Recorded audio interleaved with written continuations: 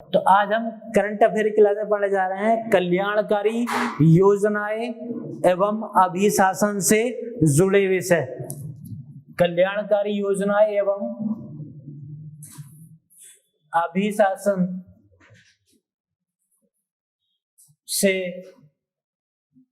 जुड़े विषय की बात करेंगे। कल्याणकारी योजनाएं मतलब वो वेलफेयर स्कीम की बात करेंगे, अभिशासन मतलब वो गवर्नेंस की बात करेंगे। तो subjects related to welfare schemes and governance की बात करेंगे। ठीक है, आप इसको इंग्लिश में भी लिख सकते हैं। Subject related to welfare schemes and governance की बात करेंगे। Subject related to welfare schemes and governance की बात करेंगे। कल्याणकारी योजना एवं अभिशासन से जुड़े विषयों की बात करेंगे। तो सबसे पहले हम इसमें देखेंगे कृषि सुधार की बात करेंगे। सबसे पहले हम जो एक टॉपिक ले लेते हैं वो रहेगा हमारा कृषि सुधार। कृषि सुधार मतलब आप इसको एग्रीकल्चर रिफॉर्म्स भी बोल सकते हैं। कृषि सुधार तो हम देखेंगे सरकार ने अपनी कौन कौन सी योजनाएं चलाई हैं जिसके तहत सरकार चाहती है वो कृषि सुधार करना। जिसके तहत सरकार चाहती है कृषि सुधार करना। क्योंकि आप जानते हो भारत क्या है, कृषि प्रधान देश है। तो सबसे पहले की अगर स्थिति की बात देखें, सबसे पहले मतलब जो आजादी के दौरान या आजादी के बाद की स्थिति देखिए तो भारत एकदम कमजोर स्थिति में था, अर्थव्यवस्था एकदम कमजोर थी। तो उस अर्थव्यवस्था को मजबूत करने के लिए हमने सबसे पहले कृषि का ही सहारा लिया गया था और कृषि के क्षेत्र में ही नए नए नवाचार सुधार भी किए थे। तो आखिर अब भी ऐसी क्या आवश्यकता है, सरकार जो इस कृषि के माध्यम से अपने देश की अर्थव्यवस्था को और मजबूत करना चाहती है, तो आखिर सरकार ने कौन कौन सी वो योजनाएं चलाई हैं, सरकार कृषि सुधार कौन कौन से करना चाहती है, उनकी बात करेंगे। ठीक है, हम एग्रीकल्चर रिफॉर्म्स की बात करेंगे। तो आपने सुना होगा प्रधानमंत्री कृषि सिंचाई योजना के बारे में। ठीक है, प्रधानमंत्री कृषि सिंचाई योजना के बारे में। प्रधानमंत्री कृषि सिंचाई योजना, आप इसको पीएम कृषि सिंचाई योजना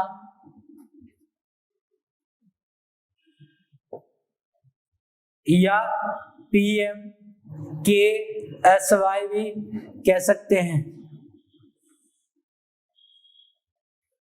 PMKSY भी कह सकते हैं। PMKSY मतलब वो प्रधानमंत्री कृषि सिंचाई योजना। 2015 में इसको चलाया गया। कब चलाया गया? 2015 में। अब ये बताने की जरूरत नहीं है कि 2015 में किस सरकार के द्वारा चलाया गया था। ठीक है, तो 2015 में कार्यक्रम लाया गया, योजना को चलाया गया पीएम कृषि सिंचाई योजना, PMKSY योजना 2015 में चलाया गया। अगर हम PMKSY की योजना को देखें, इसके उद्देश्य की बात करें तो वो उद्देश्य तो अभी साथ साथ पढ़ें। पहले सबसे पहले ये जानना जरूरी है आखिर ये जो योजना चलाई गई है इसको कौन कौन सी संस्थाएं रेगुलेट करती है या किसके कंट्रोल में ये योजना चलाई गई है, ये जानना बहुत जरूरी है। ठीक है, तो सबसे पहले हम देखेंगे इस PMKSY योजना के तहत जो त्वरित सिंचाई लाभ कार्यक्रम चलाया गया है, त्वरित सिंचाई लाभ कार्यक्रम चलाया गया। त्वरित सिंचाई लाभ कार्यक्रम चलाया गया, इसको आप अंग्रेजी में भी लिख सकते हैं एक्सेलरेटेड इरिगेशन बेनिफिट प्रोग्राम।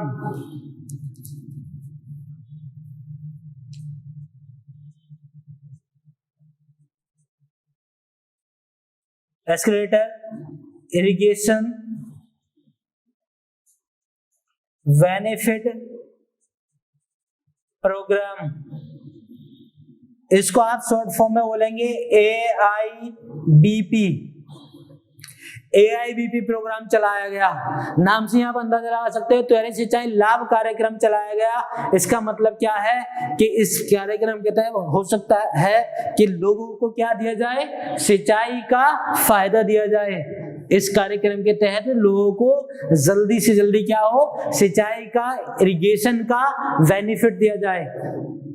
ठीक है, तो कौन सा कार्यक्रम चलाया गया, AIBP कार्यक्रम चलाया गया। किस योजना के तहत चलाया गया, PMKSY योजना के तहत चलाया गया। अब ये पता करना है कि भाई इस कार्यक्रम को कौन सी मिनिस्ट्री चलाती है, कौन सी मिनिस्ट्री चलाती है। तो इस कार्यक्रम को जो चलाती है वो जल संसाधन मंत्रालय चलाता है। कौन चलाता है, जल संसाधन मंत्रालय। यहां लिख रहा हूं, जल संसाधन मंत्रालय द्वारा ये कार्यक्रम चलाया जाता है। जल संसाधन मंत्रालय मतलब वो ministry of water resources, ministry of water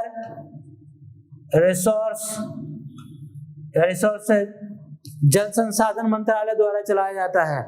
अब हमसे कोई पूछ ले कि जल संसाधन मंत्रालय द्वारा किस कार्यक्रम को चलाया जाता है, तो वो कार्यक्रम है AIBP। ठीक है, किस योजना के तहत ये चलाया गया, तो वो क्या है, PMKSY योजना 2015 के तहत। ठीक है, अब देख लेंगे इसमें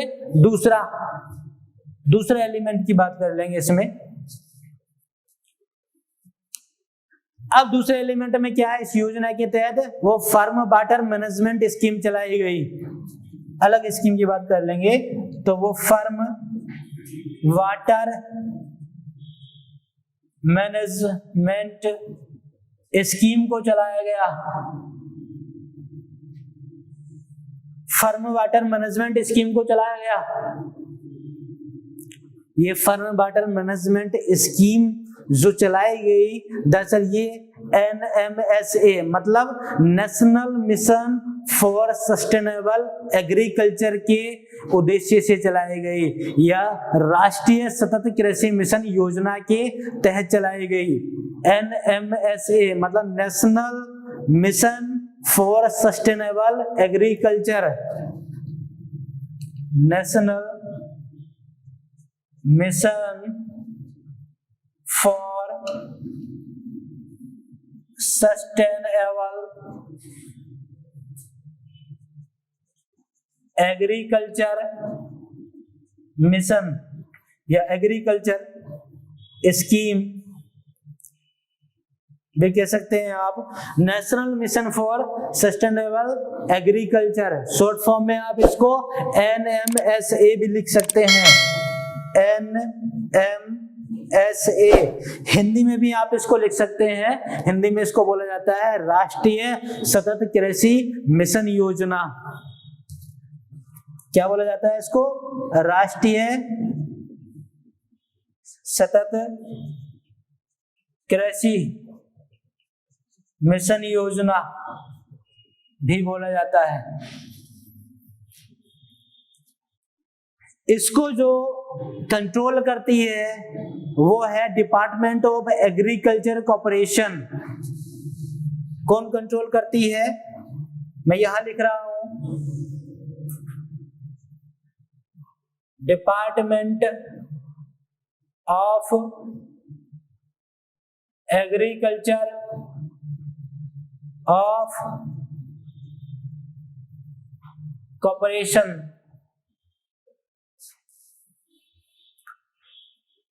देख लीजिए, जिस तरह से त्वरित सिंचाई लाभ कार्यक्रम accelerator irrigation benefit program AIBP चलाया गया था, किस योजना के तहत, वो PMKSY योजना के तहत। इसको कौन कंट्रोल कर रहा था, जल संसाधन मंत्रालय मतलब मिनिस्ट्री ऑफ वाटर रिसोर्सेज। उसी तरह से दूसरी स्कीम चलाई गई जिसका नाम है फार्म वाटर मैनेजमेंट स्कीम, और इसको जो है national mission for sustainable agriculture NMSA मतलब राष्ट्रीय सतत कृषि मिशन योजना के तहत चलाया गया इस स्कीम को। इस योजना को कौन कंट्रोल कर रहा है? वो डिपार्टमेंट ऑफ एग्रीकल्चर कॉरपोरेशन देख रहा है। Department of agriculture of corporation देख रहा है। क्लियर हो गया? दो स्कीमों के बारे में जान लिया, प्रोग्राम स्कीमों के बारे में जान लिया। किसके अंतर्गत? वो PMKY, एक तो ये रहा और दूसरा ये, एक क्या है AIBP और दूसरा फार्म वाटर मैनेजमेंट स्कीम। ठीक है, क्लियर हो गया इतना? अब बात कर लेंगे तीसरी एक स्कीम के बारे में। तो मैं ये साफ कर दूं, आप लोग तेजी से लिखते रहेंगे, ठीक है?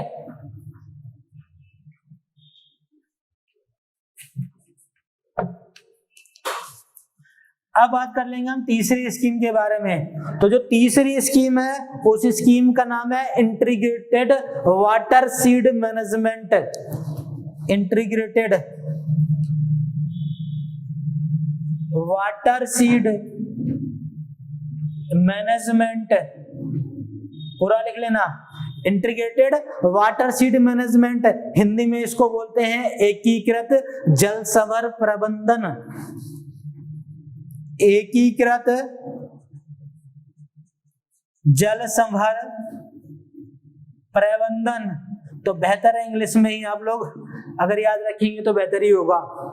ठीक है, हिंदी में क्या है? एकीकृत जल संभर प्रबंधन। इस स्कीम को जो है वो डिपार्टमेंट ऑफ लैंड रिसोर्सेज के द्वारा कंट्रोल किया जाता है। किसके द्वारा? Department of land resources. Department of land resources के द्वारा इस स्कीम को कंट्रोल किया जाता है। हिंदी में इसका मतलब क्या होता है? भूमि संसाधन विभाग द्वारा इस एकीकृत जल संभर प्रबंधन योजना को नियंत्रित किया जाता है, चलाया जाता है। किसके द्वारा? भूमि संसाधन विभाग के द्वारा। भूमि संसाधन विभाग के द्वारा चलाया जाता है। ठीक है, तो अगर अब इतना तो आप लोग जान गए कि अगर आपसे कोई पूछ ले कि भाई ये बताइए हमें जो PMKSY 2015 की योजना है इसके अंतर्गत कौन कौन से कार्यक्रम स्कीमें चलाई गई, तो आप बता सकते हो। वो 3 कार्यक्रम स्कीमें चलाई गई, जिसमें पहला था escalator irrigation benefit program AIBP program, जिसको कंट्रोल कर रही थी मिनिस्ट्री ऑफ वाटर रिसोर्सेज मतलब जल संसाधन मंत्रालय। ठीक है, और दूसरा था हमारा फार्म वाटर मैनेजमेंट स्कीम, और जिसको कंट्रोल कर रही थी national mission for sustainable agriculture मतलब NMSA राष्ट्रीय सतत कृषि मिशन योजना कंट्रोल कर रही थी। ठीक है, ये योजना चलाई गई थी। ये किसके अधीन कार्य कर रही थी? Department of agriculture of corporation. Clear हो गया? ठीक है, तीसरा क्या था हमारा? इंटीग्रेटेड वाटर सीड मैनेजमेंट, एकीकृत जल संभर प्रबंधन। इस स्कीम को किसके अंतर्गत चलाया जा रहा था? वो देखा जा रहा है डिपार्टमेंट ऑफ लैंड रिसोर्सेज मतलब भूमि संसाधन विभाग के द्वारा इसको चलाया जा रहा है। क्लियर हो गया? कौन कौन सी स्कीमें प्रोजेक्ट चलाए गए जा रहे हैं? PMKSY योजना के तहत। PMKSY योजना मतलब प्रधानमंत्री कृषि सिंचाई योजना के तहत। ये कब लाई गई ये भी पता हो गया, 2015 में लाई गई।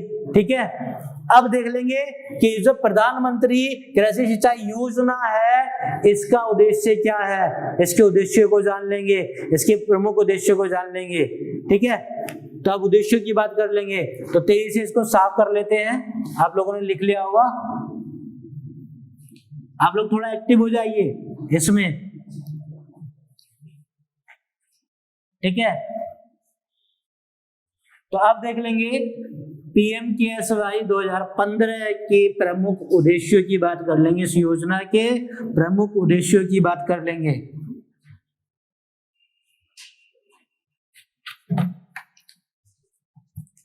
तो आ जाइए, PMKSY योजना 2015 के प्रमुख उद्देश्यों की बात कर लेंगे। प्रमुख उद्देश्यों की बात कर लेंगे। ठीक है, तो उद्देश्य की अगर इसके बात करें तो वो खेती करने वाले जो किसान हैं उनको खेतों में सिंचाई के लिए उचित मात्रा में पानी उपलब्ध कराना इसका प्रमुख उद्देश्य है। क्या है इसका प्रमुख उद्देश्य? वो खेती करने वाले किसानों के लिए खेतों में सिंचाई के लिए उचित मात्रा में पानी उपलब्ध कराना इसका प्रमुख उद्देश्य है। मेरी शक्ल में देखो, इसको आप लिखते रहिए, इतना बड़ा नहीं लिखूंगा मैं, सिर्फ जो है जो मेन बातें हैं उसको लिखूंगा, मतलब जो आपको छोटी छोटी बातें हैं वो लिख दूंगा, इतनी बड़ी बातों के लिए आपको खुद लिखना पड़ेगा, ठीक है। जो बोल रहा हूँ वो लिखते रहिए। उद्देश्य की बात करें क्योंकि इसमें अभी मुझे कंपोनेंट भी दिखाने हैं। तो PMKSY 2015 जो स्कीम है, प्रधानमंत्री कृषि सिंचाई योजना स्कीम 2015 के प्रमुख उद्देश्य की बात करें तो इसका एक प्रमुख उद्देश्य है जो कि खेती करने वाले किसानों को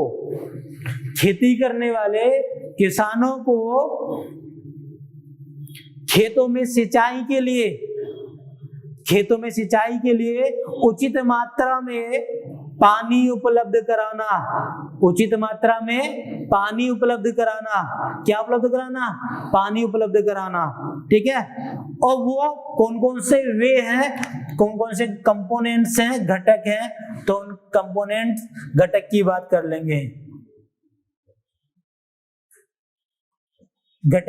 लेंगे।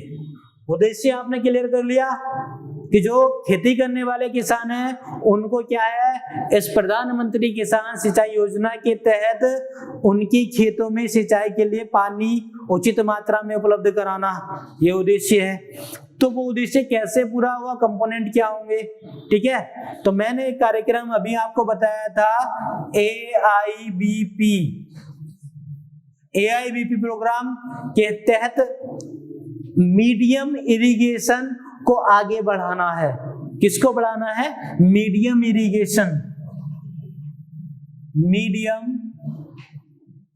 इरिगेशन मतलब आप कह सकते हैं लघु या मध्यम सिंचाई को आगे बढ़ाना। मीडियम इरिगेशन को आगे बढ़ाना कौन से प्रोग्राम के तहत हो रहा है? ये AIBP के तहत। क्लियर, ध्यान रखना। इसको हम अगर कंपोनेंट या C1 कह दें तो कोई दिक्कत नहीं ना, ऐसे आसान रहेगा याद रखने में।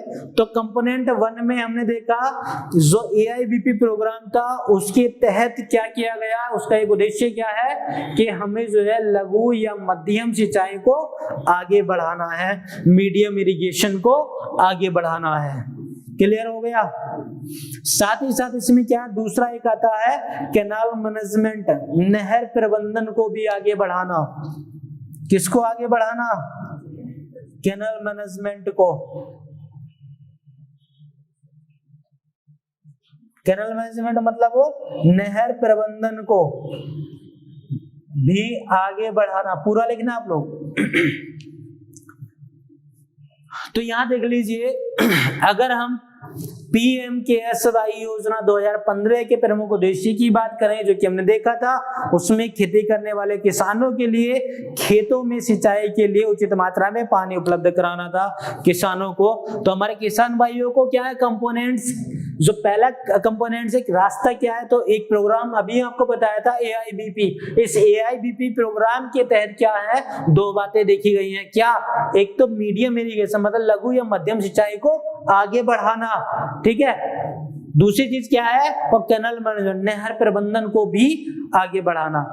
जैसे मान लीजिए कुछ किसानों के पास जो कृषि करते हैं उनके पास अभी कुछ ऐसे क्षेत्र हैं जहां पर ट्यूबवेल या इंजन बोरवेल की व्यवस्था है नहीं, तो ऐसे में क्या है वो आधारित है सिर्फ नहर कृषि पर या नहर खेती करते हैं या मौसम आधारित कृषि पर। ऐसे में क्या है, अगर कुछ ऐसी फसलें हैं जिनको पानी की कम जरूरत पड़ती है, अगर उस क्षेत्र में हम लघु सिंचाई या मध्यम सिंचाई के माध्यम से उनकी कृषि को बेहतर कर देते हैं तो ये तो बेनिफिट है, ये तो अच्छी बात है किसानों के लिए भी, किसान भाइयों के लिए अच्छी बात है। तो जो प्रधानमंत्री किसान या कृषि सिंचाई योजना है उसका उद्देश्य पूरा हो जाएगा।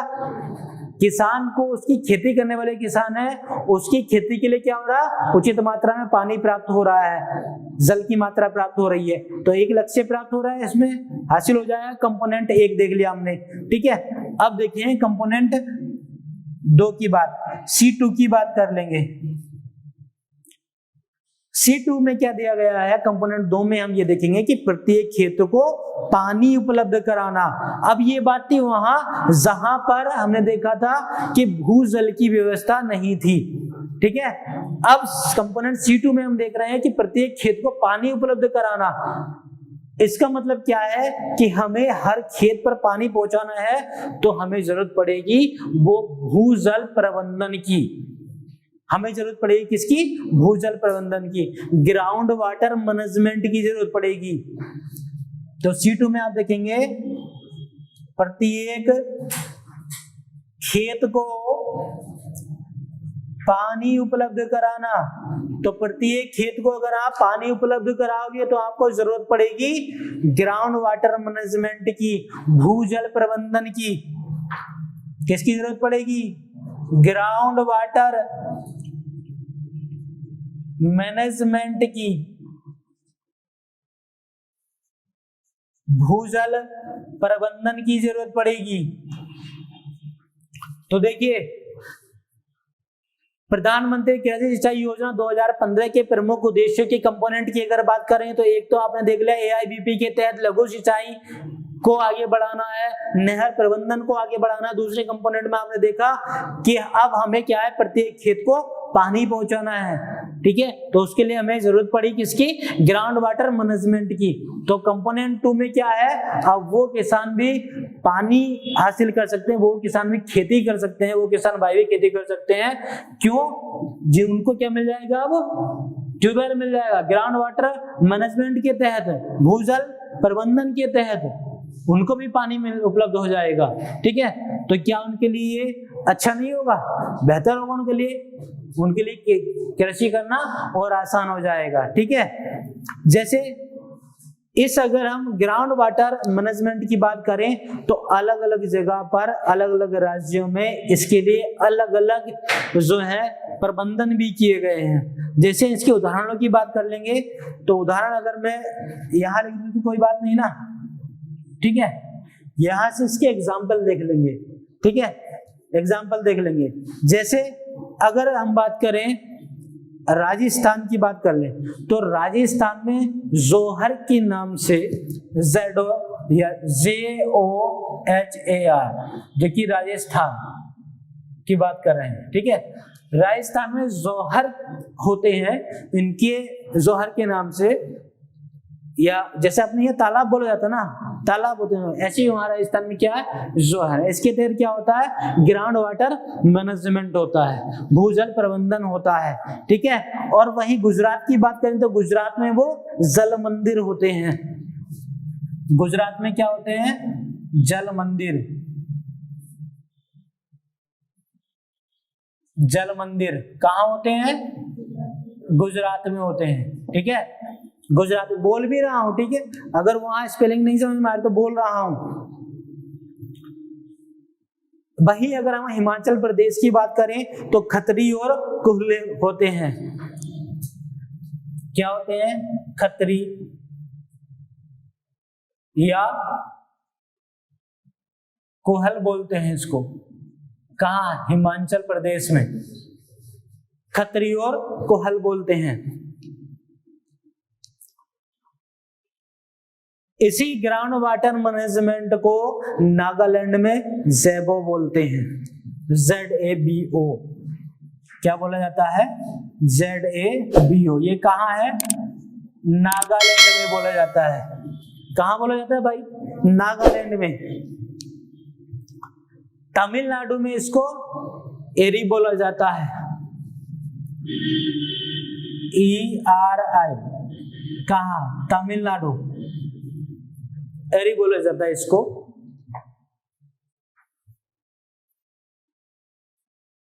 आसाम की अगर बात करें तो आसाम में जो इसको डोंग्स बोला जाता है, DONGS। ये आसाम में बोला जाएगा, आसाम में बोला जाता है, ठीक है, आसाम में।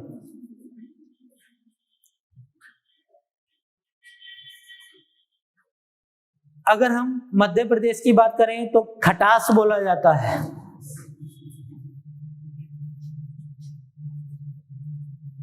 जो मध्य प्रदेश के बच्चे हैं वो समझ रहे होंगे, एमपी में इसको खटास बोला जाता है।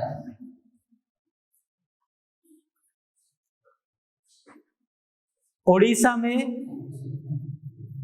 में इसको बंधास बोला जाता है, BANDHAS, ये उड़ीसा में बोला जाता है।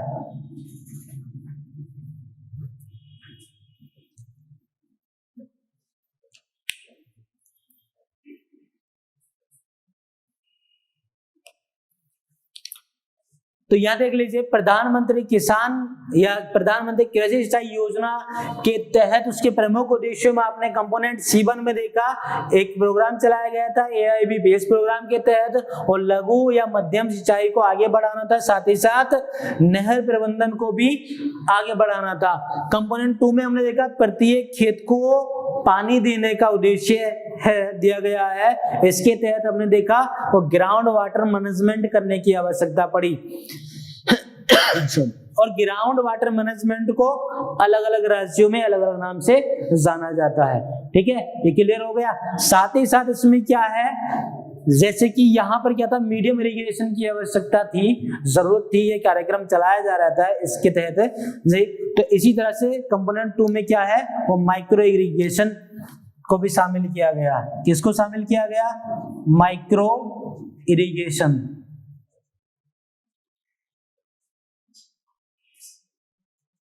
माइक्रो इरिगेशन आप हिंदी में इसको लिख सकते हैं सूक्ष्म सिंचाई।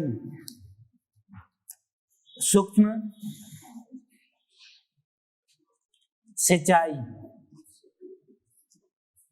को भी बढ़ावा दिया गया, सूक्ष्म सिंचाई को भी बढ़ावा दिया गया।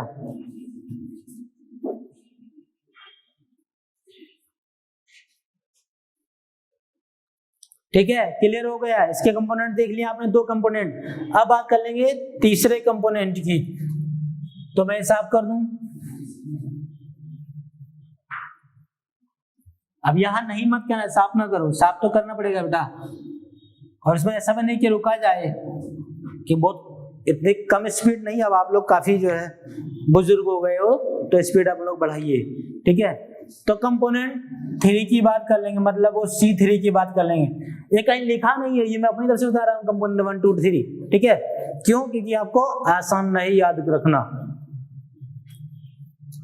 तो हमारे ये प्रधानमंत्री कृषि सिंचाई योजना की अगर बात करें तो इसके कंपोनेंट 3C3 के अंतर्गत हम देखेंगे इसमें क्या है, वो पर ड्रॉप मोर क्रॉप का कॉन्सेप्ट लाया गया। क्या कॉन्सेप्ट लाया गया? पर ड्रॉप मोर क्रॉप, मतलब एक बूंद से क्या है, ज्यादा से ज्यादा फसल लेना, ठीक है। मतलब वही माइक्रो इरिगेशन को बढ़ावा देना, माइक्रो इरिगेशन को बढ़ावा देना, मीडियम इरिगेशन को बढ़ावा देना, कैनाल मैनेजमेंट को बढ़ावा देना। तो पर ड्रॉप मोर क्रॉप का कॉन्सेप्ट लाया गया, मतलब बूंद बूंद सिंचाई पद्धति को फॉलो किया गया। किसको? बूंद बूंद सिंचाई, बूंद बूंद सिंचाई पद्धति को फॉलो किया गया।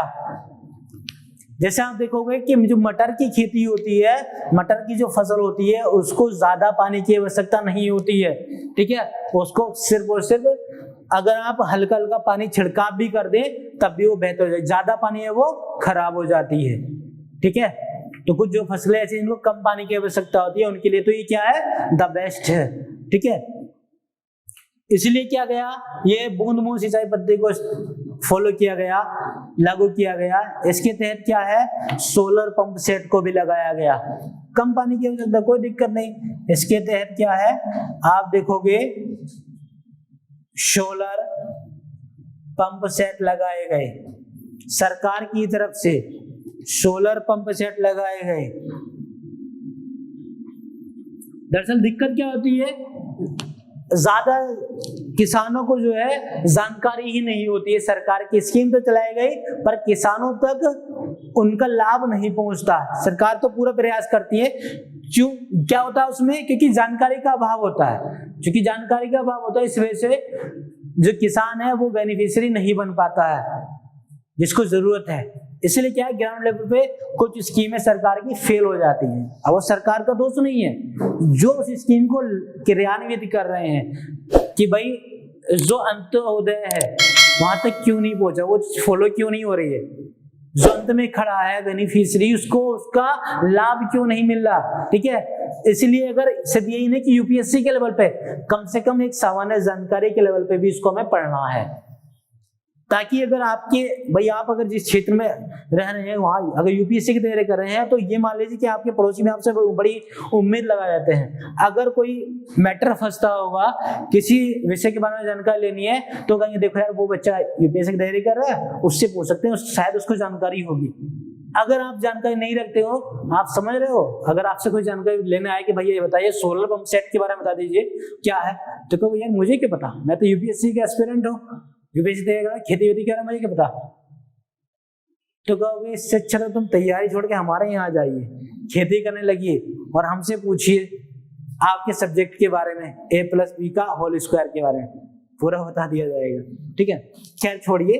तो पर ड्रॉप मोर क्रॉप वाला कॉन्सेप्ट लाया गया, फॉलो किया गया, मतलब बूंद बूंद सिंचाई पद्धति को लागू किया गया, जिसके तहत क्या है, सोलर पंप सेट को लगाया गया और एग्रीकल्चर इरिगेशन सिस्टम लाया गया। क्या लाया गया, एग्रीकल्चर इरिगेशन सिस्टम को लाया गया, कृषि सिंचाई पद्धति को लाया गया। हिंदी में भी आप इसको लिख सकते हैं, कृषि सिंचाई पद्धति को लाया गया और इसके तहत क्या किए गए, सोलर पंप सेट लगाए गए। ठीक है, तो ये क्या होगा, हमारा कंपोनेंट 3 हो गए। अब कंपोनेंट 4 की बात कर लेंगे, कंपोनेंट 4 की बात कर लेंगे, घटक 4 की बात कर लेंगे, C4 में हम देखेंगे आगे।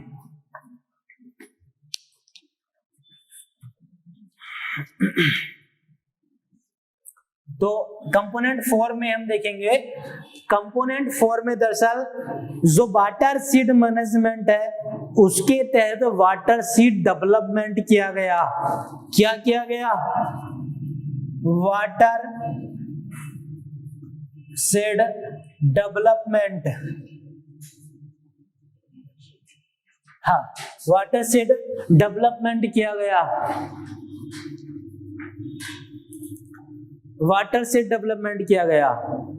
आप इसको हिंदी में भी जल संवर विकास कह सकते हैं, हिंदी में आप इसको जल संवर विकास कह सकते हैं, जल संवर विकास कह सकते हैं।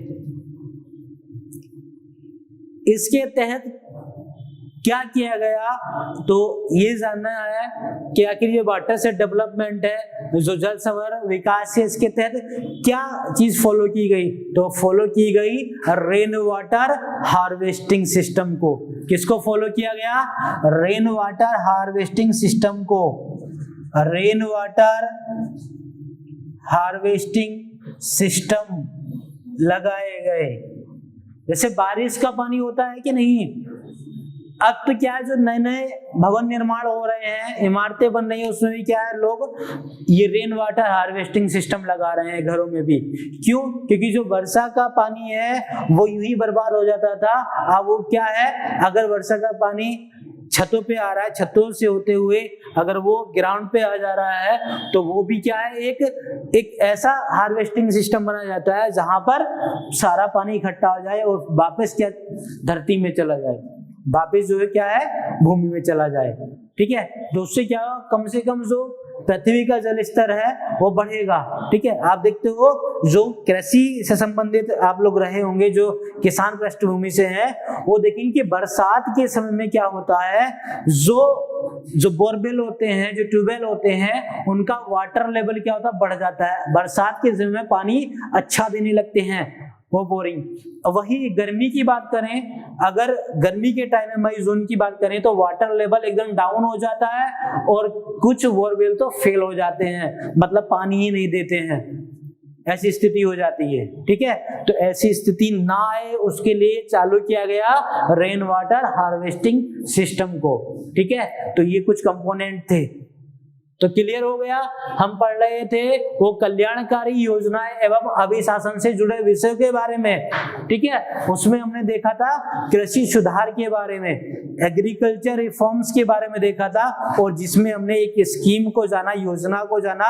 उस स्कीम का नाम है प्रधानमंत्री कृषि सिंचाई योजना 2015। इसमें हमने देखा कि कौन कौन सी जो बॉडीज है इसको रेगुलेट करती हैं। तो जैसे प्रोग्राम चलाए गए थे इसके तहत escalator irrigation benefit program, AIBP program चलाया गया था, तो सिंचाई लाभ कार्यक्रम चलाया गया था। इसको जो है मिनिस्ट्री ऑफ वाटर रिसोर्स मतलब जल संसाधन मंत्रालय कंट्रोल करता है। ठीक है, दूसरा एक प्रोग्राम स्कीम चलाई गई वो फर्म वाटर मैनेजमेंट स्कीम, जिसको क्या है NMSA मतलब national mission for sustainable agriculture, Hindi में आप इसको राष्ट्रीय सतत कृषि मिशन योजना कह सकते हैं। इस योजना के तहत इस स्कीम को चलाया गया और जिसको कौन कंट्रोल कर रहा था, डिपार्टमेंट ऑफ एग्रीकल्चर कॉर्पोरेशन। ठीक है, और तीसरा क्या था, तीसरे स्कीम का नाम था इंटीग्रेटेड वाटरशेड मैनेजमेंट मतलब एकीकृत जल संवर प्रबंधन। इसको जो डिपार्टमेंट देख रहा था वो देख रहा है डिपार्टमेंट ऑफ लैंड रिसोर्सेज मतलब भूमि संसाधन विभाग देख रहा है। क्लियर है। फिर हमने देखा कि आखिर ये प्रधानमंत्री कृषि सिंचाई योजना के फिर प्रमुख उद्देश्य क्या है। तो प्रमुख उद्देश्य को पहले आपने क्लियर कर लिया था कि खेती करने वाले जो किसान हैं उनको खेतों में सिंचाई के लिए उचित मात्रा में पानी उपलब्ध कराना इस योजना का प्रमुख उद्देश्य है। और वो पानी किन किन कंपोनेंट के तहत उपलब्ध कराया जाएगा वो कंपोनेंट आपने देखे थे। तो कंपोनेंट 1 C1 में आपने देखा जो प्रोग्राम AIBP चलाया गया था उसके अंतर्गत मीडियम इरिगेशन को आगे बढ़ाना मतलब वो लघु या मध्यम सिंचाई को आगे बढ़ाना, साथ ही साथ कैनाल मैनेजमेंट मतलब वो नहर प्रबंधन को भी आगे बढ़ाना था। ठीक है, ये कंपोनेंट C1 में आपने देखा। कंपोनेंट C2 की अगर बात करें तो प्रत्येक खेतों को पानी उपलब्ध कराना मतलब कि वो ग्राउंड वाटर मैनेजमेंट को देखना। इसके तहत आपने देखा कि साथ ही साथ क्या था, माइक्रो इरिगेशन को भी बढ़ाना। और माइक्रो इरिगेशन या ग्राउंड वाटर मैनेजमेंट के अंतर्गत अलग अलग राज्यों में अलग अलग प्रबंधन किए गए, अलग अलग टैंक बनाए गए, उनके अलग अलग नाम है। जैसे जल मंदिर वो गुजरात का, खतरी कोहल वो हिमाचल प्रदेश का, जैवो नागालैंड का, इरी वो तमिलनाडु का, डोंग्स की बात करें तो वो असम और जोहार राजस्थान, कटास की बात करें तो MP और वंदास की बात करें तो वो उड़ीसा के। ये मैनेजमेंट है, ग्राउंड वाटर मैनेजमेंट के नाम है। फिर हमने देखा था कंपोनेंट 3 मतलब C3 में हमने देखा था एक कॉन्सेप्ट को अपनाया गया पर ड्रॉप मोर क्रॉप। पर ड्रॉप मोर क्रॉप मतलब बूंद बूंद सिंचाई पद्धति को फॉलो किया गया। एक बूंद से ज्यादा फसल लेंगे। इसके तहत क्या किया गया, वो सोलर पंप सेट को लगाया गया मतलब वो एग्रीकल्चर इरिगेशन सिस्टम को फॉलो किया गया, कृषि सिंचाई पद्धति को फॉलो किया गया और सोलर पंप सेट को लगाया गया। ठीक है, वही कंपोनेंट 4 की बात करें, C4 की बात करें तो वाटर शेड डेवलपमेंट किया गया। वो किसके तहत हो रहा था, वाटर शेड मैनेजमेंट, जो आपने एक प्रोग्राम पढ़ा था अभी। ठीक है, तो वाटर शेड डेवलपमेंट किया गया। इसके थ्रू क्या किया गया, वो रेन वाटर हार्वेस्टिंग सिस्टम को लाया गया। ठीक है, तो इसमें आपने जो सरकार की मंशा है किसान भाइयों के प्रति वो समझ ली, सरकार क्या चाहती है किसानों के लिए वो समझ लिया, कौन सी योजना चलाई वो समझ लिया, प्रधानमंत्री कृषि सिंचाई योजना चलाई, इसके उद्देश्य सारे जान लिए। ठीक है, तो आज के लिए हम लोग इतना ही रखते हैं, कल फिर नए टॉपिक पर बात करेंगे। ठीक है।